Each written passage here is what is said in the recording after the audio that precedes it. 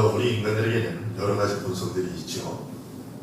그런데 그 여러 가지 본성 중에 어떤 것이 있느냐 하면 남에게 다스림을 받기 싫어한다는 그런 본성이 있습니다. 심지어 어느 정도까지 그것을 싫어하느냐라고 하면 자신을 창조한 창조자의 다스림조차 거부하는 것, 그것이 우리의 본성입니다.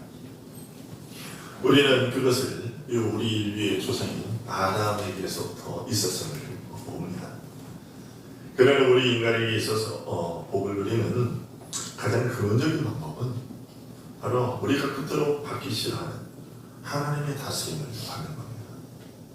왜냐하면 하나님은 완전히 공의로우시고 동시에 사랑이시기 때문이며 하나님의 지혜로시 완전하여 실수가 없으시고 그 완전한 지혜로 선하신 그분의 본성과 일치하는 일들만 행하시기 때문입니다. 그분의 다스림을 받는 일은 그런 의미에서 이제 그런 하나님의 선하신 일들만을 경험하기를 소원한다는 것입니다. 그렇기 때문에 이것보다 더 좋은 일이 우리에게는 없는 것이죠.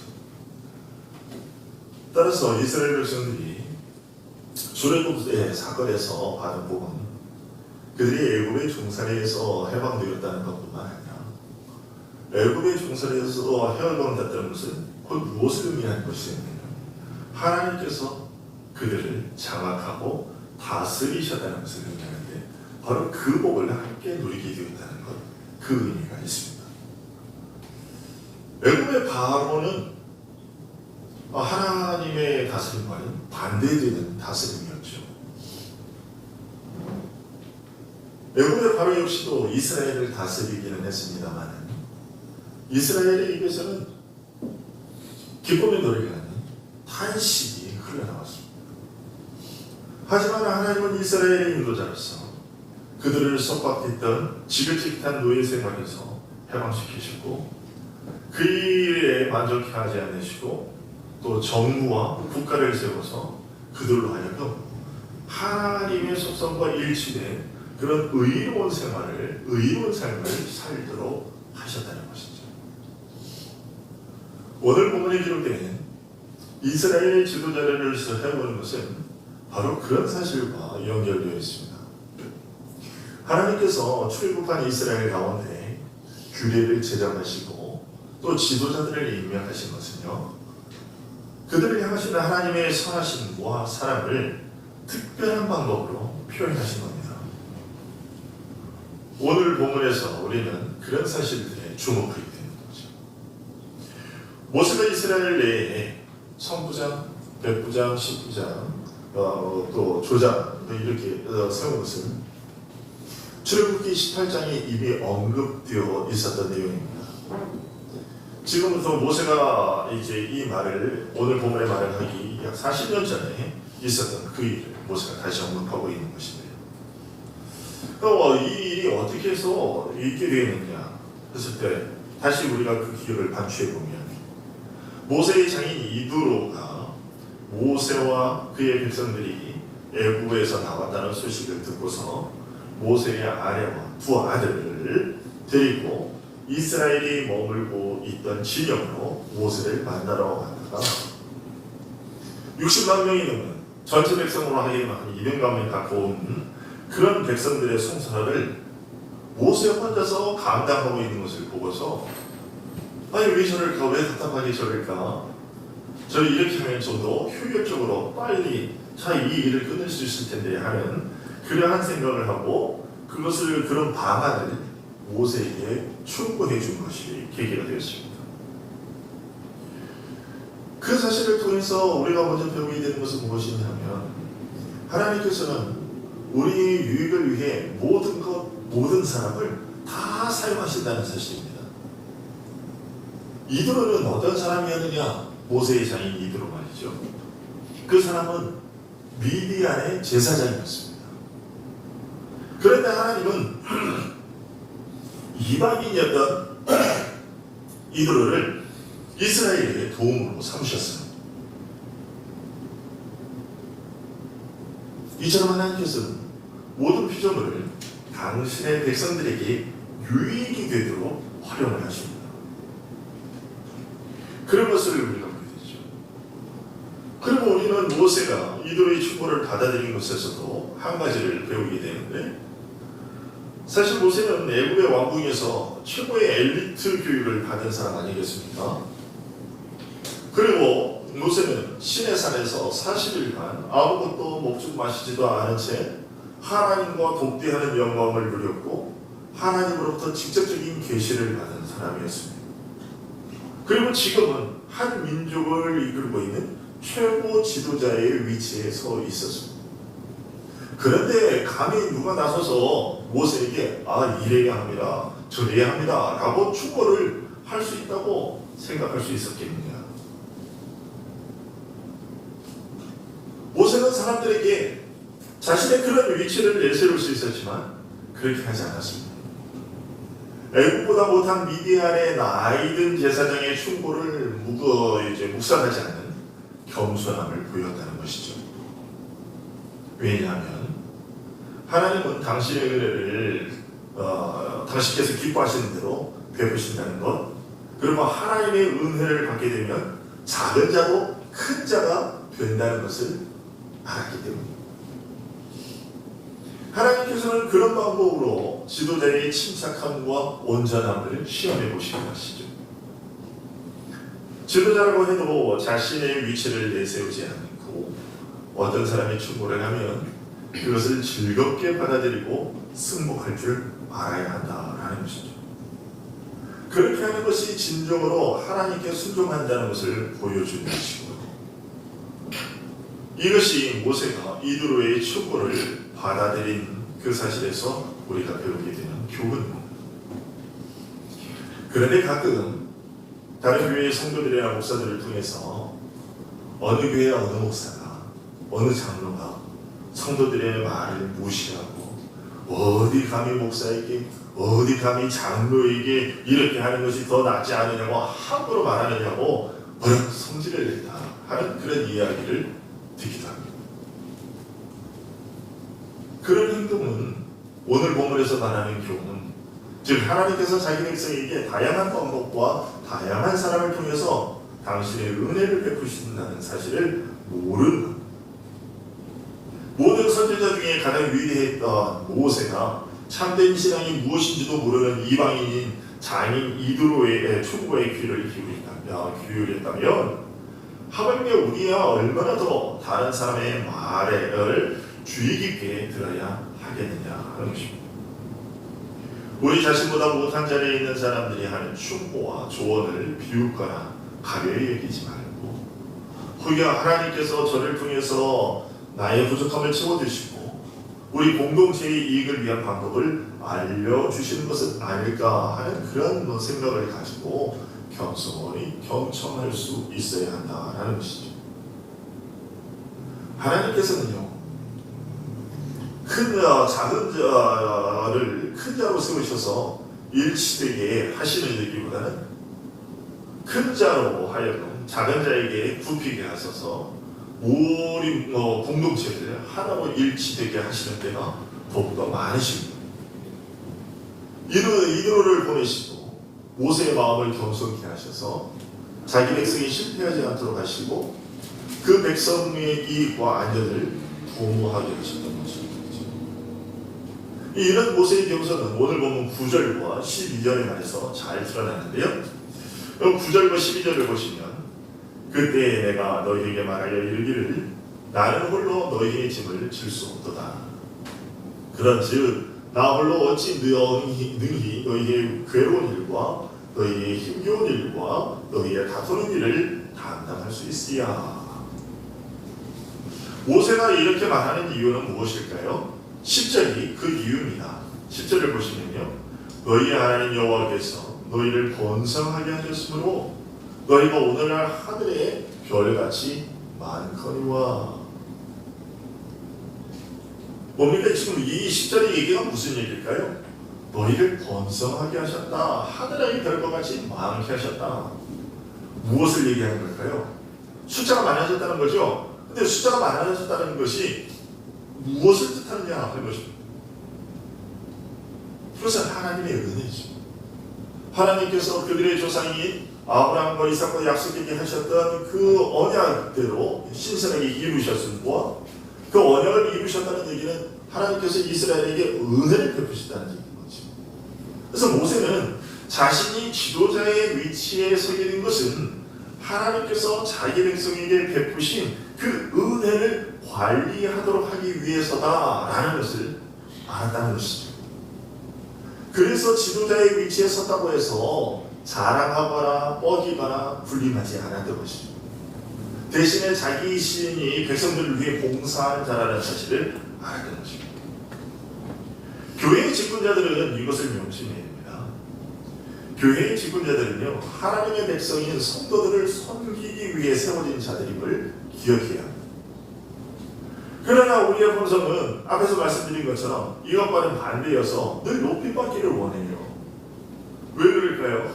그것은 하나님께서 어떤 사람을 높이시는 이유가 이 세상에서 하나님을 대신해서 하나님의 일을 대신하게 하려는 것이다 라는 사실을 모르기 때문에,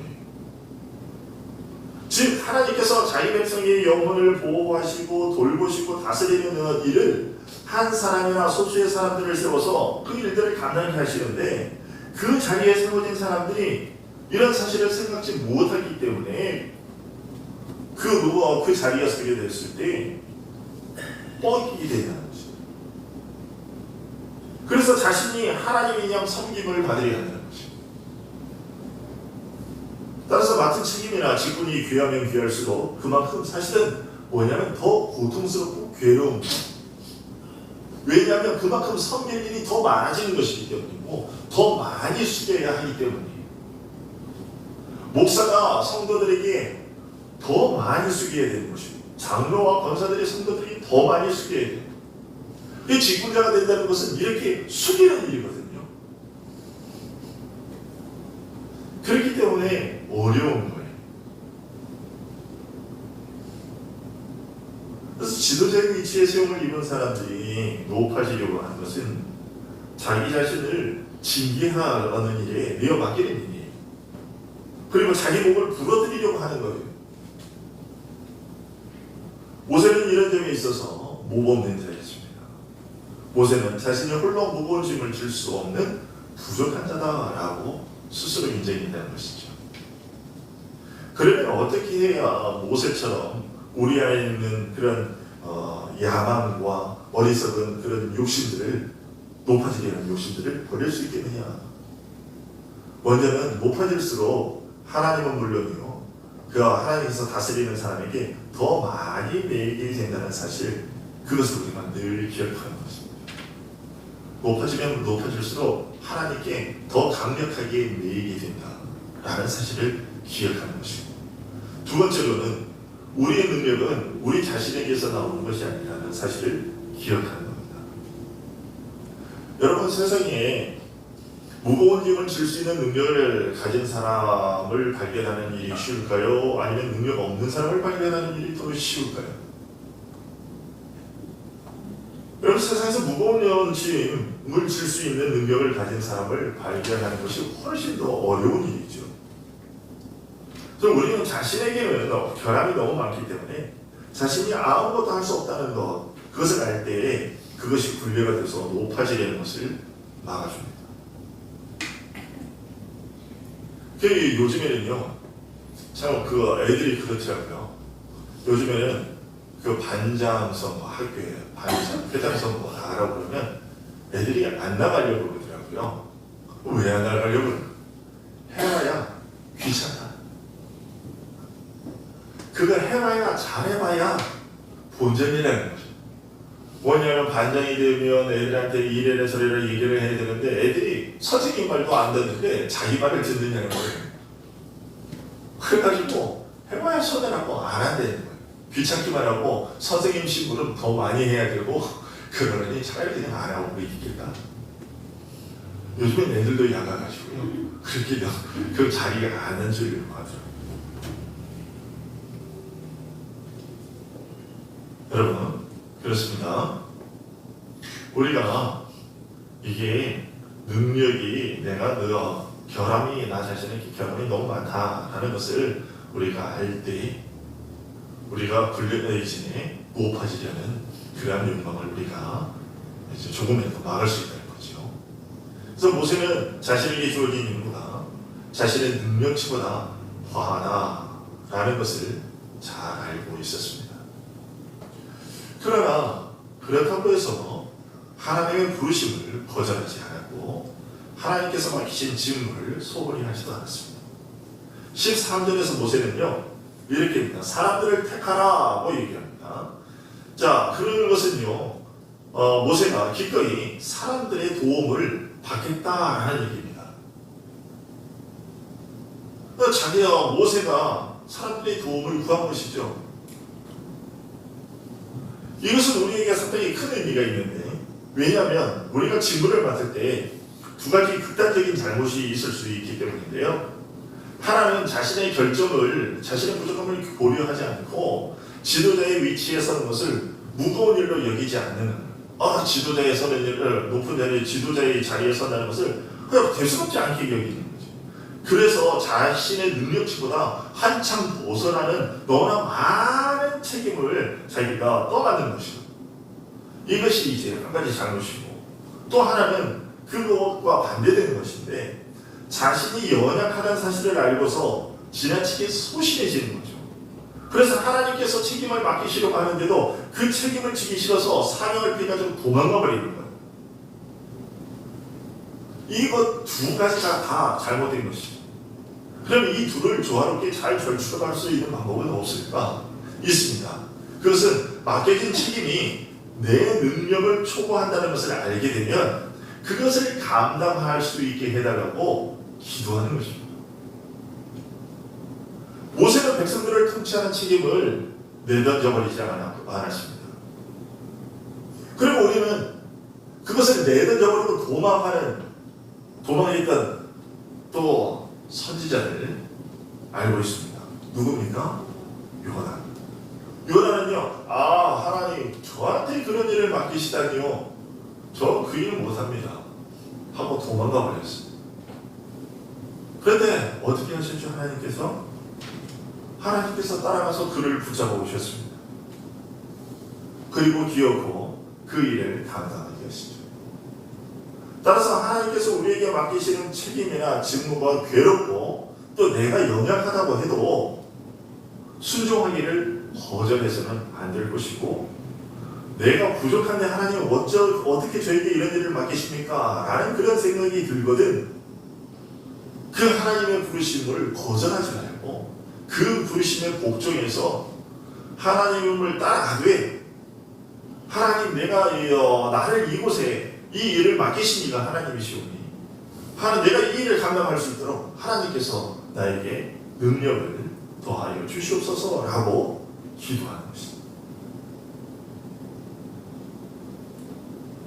이런 사실이 꼭 이렇게 큰 공동체의 지도자의 위치에 서는 사람들에게만 해당되는 이야기는 아니에요. 우리 보통 사람들에게도 다 해당되는 이야기인데,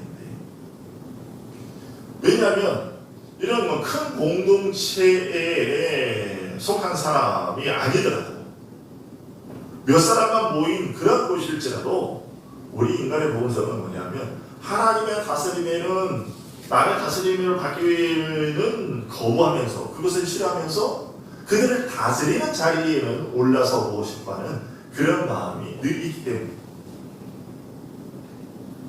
따라서 많은 사람들이 모인 공동체가 아닌 한 가정의 가장이라 할지라도 앞서서 말씀드린 사실들에 대해서 동일한 자세를 가지고 있어요. 예를 들어서 우리가 한 가정의 가장된 일을 한번 생각해 보세요. 자, 가장이라고 하면 가정을 돌보기 위한 그런 자리에 있는 거죠. 근데 어떤 가장이 자기에게 촉구하는 수입이 있어요. 자기 가정을 이끌어가고도 남음이 있는 그런 충분한 재정이 있습니다.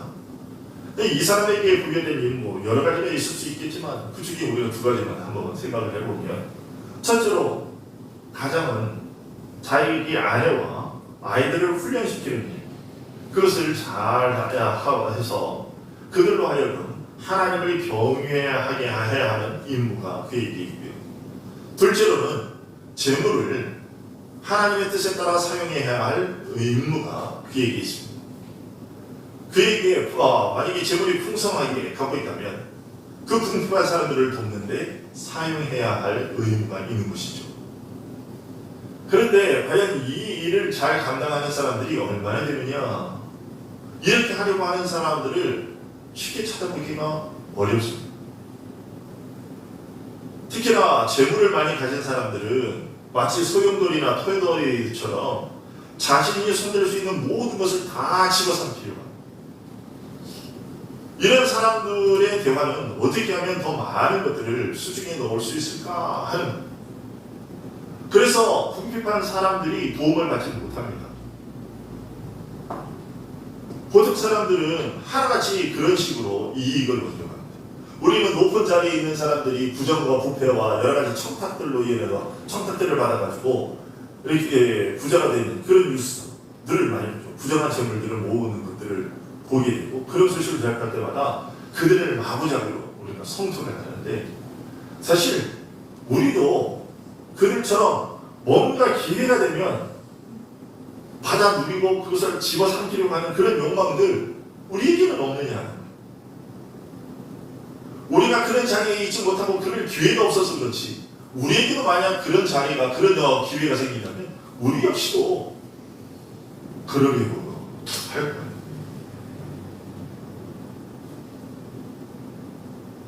하나님의 영광은 대수롭지 않게 여기고, 대신에 그런 재물이나 이런 것들이 안달복달하면서 이 세상에 빠져서 마음 내키는 대로 살게 되죠.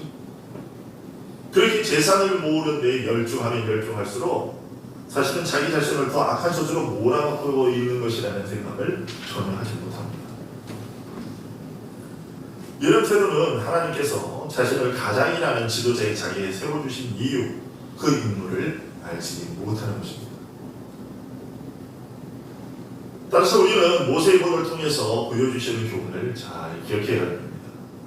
즉, 하나님께서 우리에게 어떤 재물을 주시거나 높은 자리에 앉히실 때에, 특히나 저도 그렇고요, 우리 부분 장로님들도 그러신데, 우리가 이제 저도 노회에서 서기라는 직분을 감당하고 있고, 또 우리 박희태 장로님도 새마을 지도자라는 거 연제부 전체 장을 맡고 계시고, 우리 박재식 장로님도 이제 우리 부산 지역 전체 CBMC 회장, 대표 회장으로 그렇게 자리하고 계신데, 이렇게 높은 자리에 이제 책임 있는 자리에 앉으실 때 하나님께서 우리를 더 튼튼한 끈으로 묶으시고 더 엄격한 결산을 요구하신다라는 것을 우리가 기억해. 제가 오늘 말씀을 이렇게 다시 한번 준비하면서 상당히 마음이 무거워졌어요. 그동안 내가 너무나 해이해져 있었구나 하는 거, 그런 사실을 깨닫게 되죠. 우리 박희대 장로님 새마을 지도자 하시는데, 그 새마을 지도자에 대한 그 일을 통해서 이제 세상 사람들만 우리 장로님에게 과연 그 직분의 일을 통해서 무엇을 잘 감당했느냐, 그것을 이렇게 판단하고 그러지 않고요, 하나님께서, 무엇보다도 하나님께서 그 일을 통해서 도대체 너는 나를 위해서 무엇을 했느냐 라는 것을 하나님께서 살펴보고 계신다는 것을 장로님이 잘 기억하시고, 그럼 우리 박정식 장로님도 마찬가지죠. CBMC 회장이라는 그 자리를 통해서 이제 내가 너에게 맡겨진 그 공동체를 위해서 네가 얼마나 일을 했느냐 라는 것을 하나님께서 결산하고 요구하시고, 저한테도 내가 양문교회라는 그 공동체를, 나의 교회를 너에게 맡겼는데 너는 도대체 그것에 대해서 얼마나 제대로 감당했느냐 라고 하나님께서 저에게 더 많은 결산을 요구하십니다.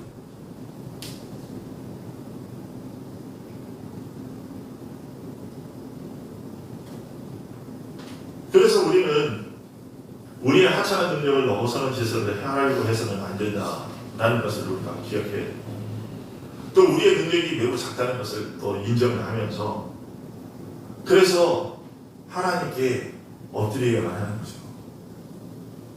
나에게 능력이 없으니까, 하나님께서 나에게 더 많은 것을 요구하실 때 내가 그것을 갚을 능력이 없으니까 그냥 하나님께 기도를 할 수밖에 없는 것이죠. 그리고 만약에 하나님께서 높이기를 기뻐하지 않으실 때, 나를 그런 자리에 세우지 않으실 때, 그럼 위태롭게 짐을 그 무거운 짐을 어깨에 메고 있는 사람들을 통해서 질투심을 품고 비방하지 않는 이런 자세도 우리에게 필요합니다. 여러분, 다단과 고라 사선들은 그 이야기를 우리가 민수기를 살펴볼 때 봤습니다. 하나님께서 그 다단과 그 물이 고라 물이 그것을 허락지 않으셨어요. 그런데 그들은 네요 모세와 아론에게 왜 니들만 그 자리를 차지하느냐 라고 그들이 항명을 했고, 결국 그 결과가 어떻게 됐습니까? 그들은 하나님의 심판을 받아 땅이 갈라져 거기에 빠져 죽게 돼. 그러면 심판을 받게 되죠.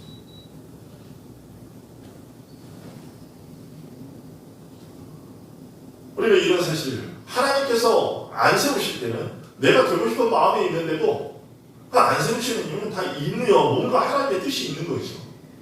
그러면 그것도 겸손하게 인정할 줄 알아야 되는 것이고, 그리고 하나님께서 나만 낮은 자리에 앉히시더라도 또 그것에 만족하고 더 높이 올리려고 하는 욕심을 내지 말아야 돼요.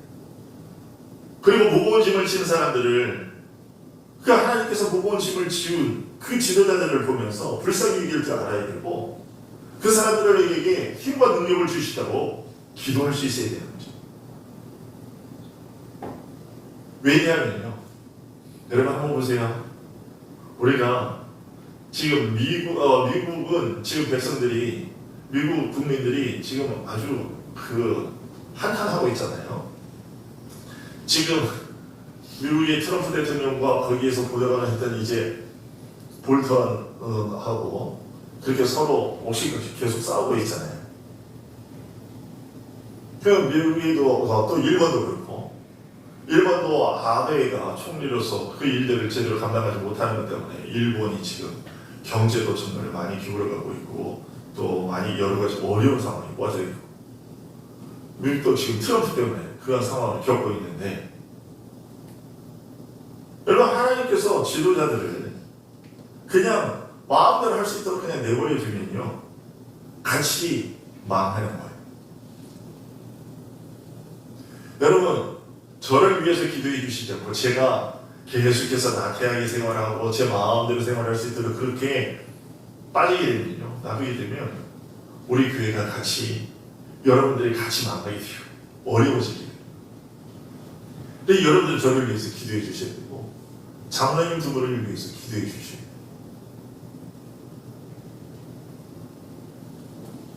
그리고 하나님께서 우리에게 어떤 직책을 주시더라도 우리가 순종할 준비를 하고 너무나 많은 것을 맡지 않음으로써 맡은 일을 그르치는 일이 없도록 해야 되는 겁니다. 의도적으로 헌신해서 성령께서 우리를 다스리도록 그렇게 해야 되겠죠. 그럴 때 우리가 맡은 임무를 완수하게 되고, 우리 능력에, 우리의 분량과 능력에 따라서 이 힘을 쓸 수 있게 되고, 우리가 하는 모든 일들이 우리 양문교회 공동체의 행복을 증진시키는 그런 일이 될 겁니다. 그리고 그것을 통해서 하나님께서 성립을 받으시게 될 것이고, 우리의 노력이 더욱더 사람들의 유익을 늘려줄 겁니다. 다음으로 오늘 본문에서 우리가 주목해야 될 것은 15절에 있는 얘기입니다. 15절을 보시면, 내가 너희 지파의 수령으로 지혜가 있고 인정받은 자들을 취하여 너희의 수령을 삼되 곧 각 지파를 따라 선부장과 백부장과 50부장과 10부장과 조장을 삼고 라고 말합니다. 모두의 행복을 감당할 사람은 신중하게 선택되어야 되는 거죠. 앞뒤 재지 않고 모험가처럼 덤비는 사람도 안 되고, 편애와 그리고 어리석은 그런 마녀, 지나친 용기로 사람을 기쁘게 해요. 그러니까 뭐냐면 자신이 마치 그냥 사람들을 기쁘게 하는 데에만 이렇게 마음이 쏠려 있어서, 사람들의 마음에 인기를 얻는 데에만 마음이 쏠려 있는 사람도 안 된다는 거죠. 반드시 그 직분을 맡기 합당한 사람이 뽑히도록 하나님께 그 선택권을 내어드려야 된다. 특히 출애굽기 18장에서 이도로가 말했듯이 재능과 덕을 겸한 자, 곧 하나님을 두려워하며 진리를 사랑하며 불의를 미워하는 사람을 택해야 돼요. 여러분, 우리가 재능과 덕을 겸한 자, 그러면 우리는 어떤 재능과 덕이라 그러면 세상적인 거, 우리가 보통 일반적으로 생각하는 그러한 재능, 덕, 이것을 탁 머리에 떠올리게 되는데, 이들은 뭐라고 얘기를 하냐면 재능과 덕을 겸한 자, 곧 하나님을 두려워하며 진리를 사랑하며 불의를 미워하는 사람이 곧 재능과 덕을 겸한 자다, 이렇게 얘기를 했어요. 그런데 이런 조건을 알려주고 제시해 준 사람이 누구였다고요? 바로 이드로, 미디안의 제사장이었다라는 것입니다. 성경에 대해서 잘 모르는 그런 미디안 제사장도 너희들의 지도자는 어떤 사람이 되어야 될 것이냐? 곧 하나님을 두려워할 줄 알고 진리를 사랑하며 불의를 미워하는 사람이 너희들이 지도자로 선택되어야 한다 라고 얘기를 했다는 것이죠. 이방인이 이런 말을 했는데 오늘날 우리는 그보다도 더 적은 분별력을 가지고 있으니까 참 부끄러워요. 모르겠습니다. 다른 어떤 외부의 다른 교회의 성도들이 저를 보면서 아유, 저 양문교회 성도들 참 불쌍하네, 저런 사람을 목사로 저렇게 해가지고 그런 얘기를 할지도 모르겠습니다. 그러나 우리가 또 반대로 그런 경우도 있죠. 어떤 경우입니까? 다른 교회 장로들이 세워지는 거, 그렇게 목사를 보면서 아이고, 저 교회 성도들은 어찌할까 이런 생각을 갖기도 하죠. 왜 어떻게 저런 사람을 장로로 세웠지? 어떻게 저런 사람을 권사로 세웠지? 여러분, 다른 교회 얘기를 들 때 그런 생각 안 해보셨어요? 그런데 그들의 그런 얘기를 듣는 사람들의 가장 큰 문제점이 뭔지 아십니까? 하나님을 두려워할 줄 모른다는 거예요. 진리를 사랑하며 불의를 미워하는 사람이어야 되는데 전혀 그렇지 못한 거죠. 그러니까 하나님을 두려워할 줄 모르고 진리를 잘 모르니까 교회에서 교회에서 그 장로로서의 일을 감당함에 있어서 그를 지배하는 사고 패턴이, 가치관이 무엇이냐면 세상 방식이, 세상의 사장이 있고 그리고 세상의 어떤 또 공무원으로서 고위직이 있으면 그것을 운영하는 원리로 교회를 다 다스리려고 해요. 그러나 하나님께서는 출애굽기 18장 이드로를 통해서 어떤 사람을 지도자로 세워야 되느냐, 그건 교회뿐만이 아니라 사실 세상에서도 마찬가지죠. 하나님을 두려워하는 자예요. 진리를 사랑하며 불의를 미워하는 사람. 그러나 하나님을 두려워할 줄 아는 사람을 지도자로 세워야 한다는 사실을 통해서 우리가 알게 되는 건 뭡니까? 그것은 뭐냐면 하나님을 두려워하는 마음이 없으면요, 진화와 용기도 아무런 영향을 주지 못한다라는 것입니다.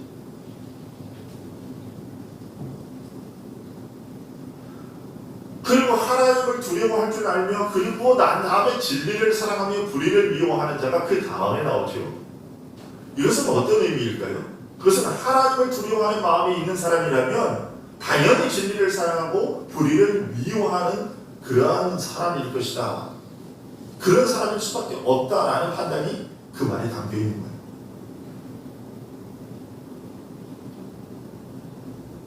성실해서 거짓이 없고 선한 양심을 가지고 행하지 않으면 그 사람은 결코 사람을 다스리기에 합당한 사람이 아니다라는 얘기죠. 뇌물이 사람의 눈을 가리고 의로움에 벗어나게 만들기 때문에 합당한 사람을 고르려면 탐심이 없어야 되고 이 세상의 재물에 마음을 빼앗기지 않고 그것이 없이도 견딜 수 있는 마음을 가진 사람, 그런 사람을 택해야 된다는 거죠. 그런데 여러분, 오늘날 보십시오. 오늘날의 교회에 목사와 장로와 권사들이 세움을 받을 때 재물의 마음을 빼앗기지 않고 재물이 없어도 충분히 하나님 한 분만으로 견딜 수 있는 그런 사람들이 목사와 장로와 권사로 이렇게 직분들을 안수주사로 세움을 받느냐? 아니에요. 어떤 사람들이냐? 돈 가진 것이 우선시. 그러니 교회가 제대로 될 리가 없잖아요. 가지고는 전혀 반대되는 그런 조건으로 사람을 물색해가지고 사람을 뽑으니까 교회가 제대로 설 수 없는 거죠.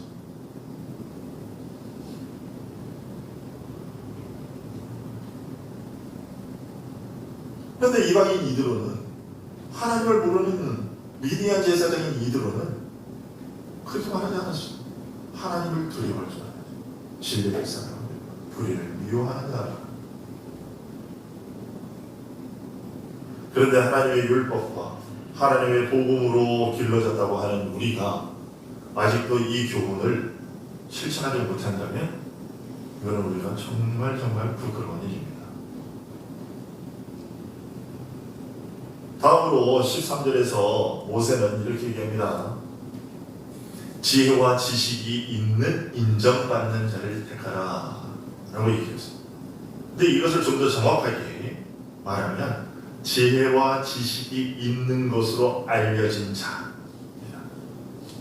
지혜와 지식이 있는 것으로 알려진 자를 택하라.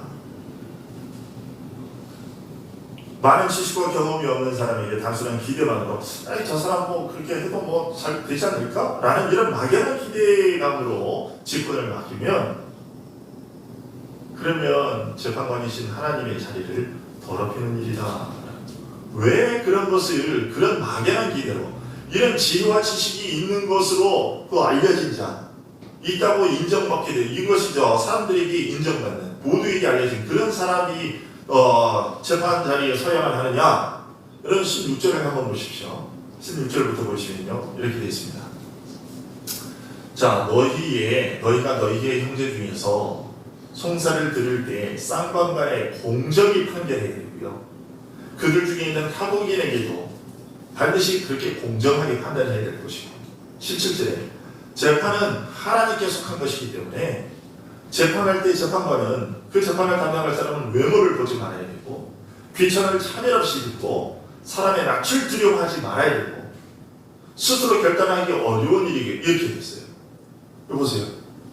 그러면 이 재판관들은 왜 세워진 거라고요? 앞에서 말씀드렸다시피 이게 중요한 것인데, 자, 이 세상을 다스리는 궁극적인 통치자, 최고의 통치자는 누구십니까? 하나님이십니다.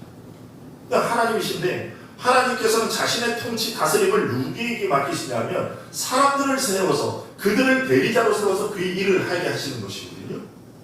그런데 하나님의 뜻을 잘 분별해서 그것을 하나님의 뜻에 대한 지혜와 지식이 없는 사람이 그 자리에, 지도자의 자리에, 판결하는 자리에 서게 되면, 여기서 재판이라고 하면 반드시 72일을 가리는 것일 뿐만 아니라 이 지도자에 관한 것이라고 생각을 할 때에는 무엇을 우리가 생각을 해볼 수 있냐면, 어떤 일을 진행해야 될 때 어떤 일이 모두에게 더 많은 이익을 가져다주고 합당하고 불리한 일이 없이 진행될 것인가 라는 이런 것들도 판단해야 되는 일이잖아요. 그런데 이것을 가장 먼저 하나님의 그 선하신 뜻에 맞춰서 생각하고 판단할 수 있는 사람이어야 하나님의 뜻이 그 사람을 통해서 제대로 그 공동체에게 임하게 될 것인데, 이런 지혜와 지식이 없는 사람, 진리에 대한 지식이 없고 그런 사람이 세워지면 하나님의 공의가, 하나님의 선이, 하나님의 그늘과 자비가 그 공동체에게 내려지지 못한다. 그래서 우리는 지도자를 뽑을 때요, 우리 개인의 이익을 보고 뽑으면 안 돼요. 내가 좋아하는 기호를 보고 따라서 뽑으면 절대로 안 되는 거예요. 교회에서뿐만이 아니라 세상에서도 똑같은 원리예요. 비록 세상의 지도자들이 믿지 않는 사람들이 세워질지라 할지라도, 하나님께서는 때로 불신자라 할지라도 그들에게 선한 양심과 하나님의 뜻에 따른 그런 양심들을 하나님께서 주셔서 이 나라를 다스리게 하시는 것인데, 그런데 우리가 내 개인의 욕심을 따른, 내 개인의 어떤 취향을 따른, 정치적 취향이나 어떤 개인적 이득을 목표로 하는 그런 것을 따라서 사람을 뽑게 되면 결국은 그 피해를 누가 입게 되냐면 내가 입게 된다. 내가.